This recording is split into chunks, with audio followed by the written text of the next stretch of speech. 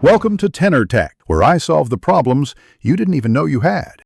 You start by confirming the interface and making a backup.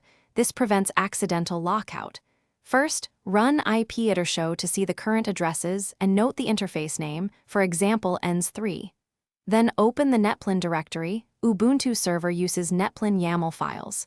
Make a copy with sudo cp to create a back file. Once done, open the YAML in a safe editor like sudo nano, so you can change DHCP to static and prepare the new address lines.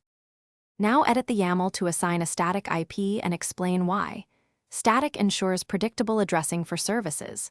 Change DHCP for to know, add addresses, 192, 168, 1, 50/24 gateway 4, 192, 168, 1, 1 and name servers, addresses under name servers. Observe indentation. YAML is sensitive, so use 2 spaces per indent. After saving, run sudo netplin try to test without immediate permanent changes. This gives a rollback if something fails. If it succeeds, run sudo netplin apply to commit. Finally, verify connectivity and know one key troubleshooting tip. Use ipeditorshow to confirm the assigned address, then ping the gateway and an external IP like 8 to confirm routing. If you lose connectivity, immediately revert using the backup file you made and run sudo netplin apply.